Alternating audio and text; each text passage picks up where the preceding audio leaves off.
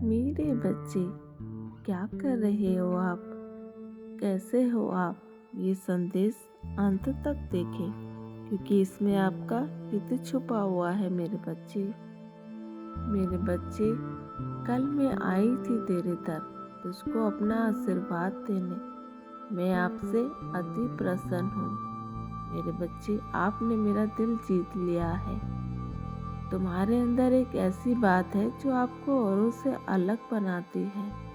मेरे बच्चे, आपके अंदर इतना धैर्य, इतना विवेक देखकर मैं भी हैरान हूँ। मेरे बच्चे, आपके साथ क्या नहीं हुआ? अपनी बात रखने तक की स्वतंत्रता आपसे छीनने की कोशिश की गई। जीवन में सभी प्रकार के सुखों से आप वंचित रहे। यही चालें आपके आसपास के लोग निरंतर चलते रहे। स्थिति और परिस्थिति, मेरे बच्चे, ने भी आप पर कोई कम सितम नहीं ढाया, लेकिन आपने हार नहीं मानी। ऐसा नहीं है मेरे बच्चे कि आपका मन आपसे बार बार सवाल नहीं करता कि कब तक आप ऐसा जीवन जीते रहोगे। मेरे बच्चे, आखिर कब इन संघर्षों से विराम मिलेगा? फिर भी रुकना आपने कभी सीखा ही नहीं।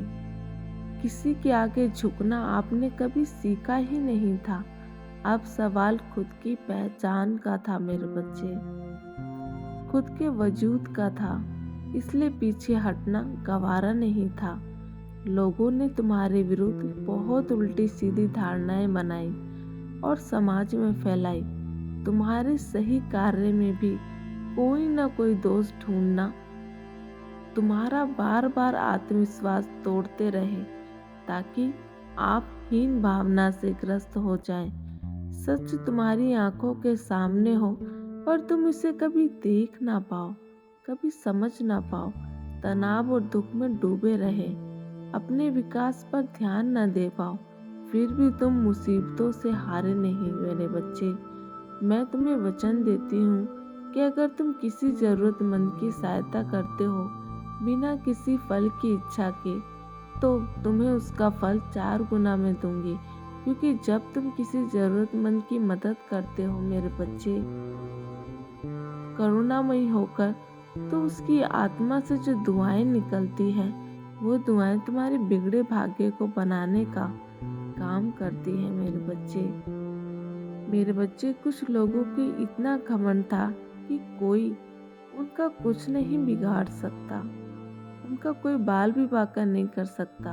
उनको अपने अमर होने का और अपने कर्मों का पूरा विश्वास है, या ये मैं कहूँ, ये लोग भ्रम में डूबे हुए हैं ये अमर हैं। इनके कर्मों का लेखा जोखा बहुत अच्छा है, खुद साक्षात भगवान ने बताया हो जैसे। इस प्रकार का है इनका ओवर कॉन्फिडेंस। बहुत बड़ी बड़ी फेंकने वालों को अब अपनी औकात नजर आने वाली है। डींगे हाँकने वालों की अब बोलती बंद होने वाली है। मेरे बच्चे, अब बहुत हुआ। किसी के चाहने से तुम्हारे जीवन में कुछ नहीं होगा। जो लोग खुद डरे होते हैं, वो ही किसी को डराते हैं।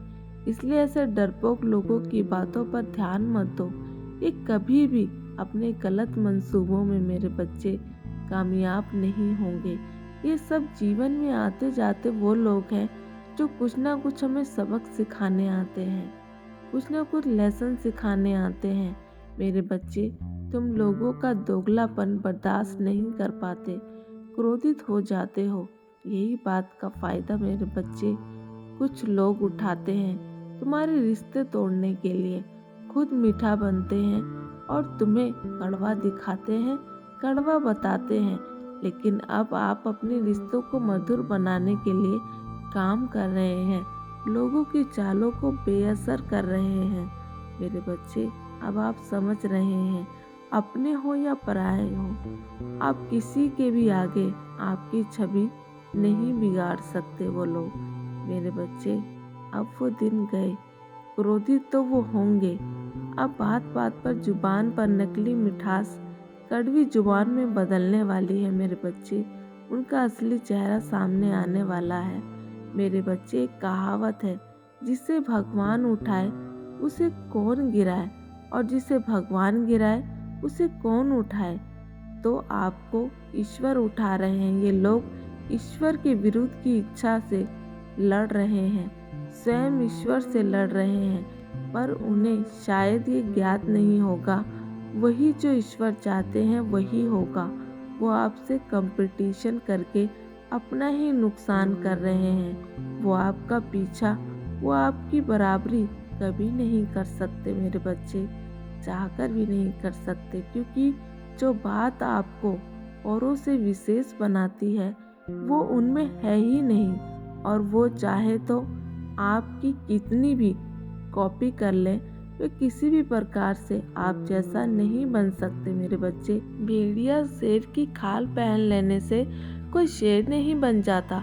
अपने झूठ को छुपाना तो आसान हो सकता है, पर उस झूठ को मेरे बच्चे बनाए रखने के लिए जब वो 100 बार झूठ बोलेगा तो पकड़ा जाएगा, पकड़ी जाएगी। यही सच है मेरे बच्चे, यही सच है। जय माँ काली।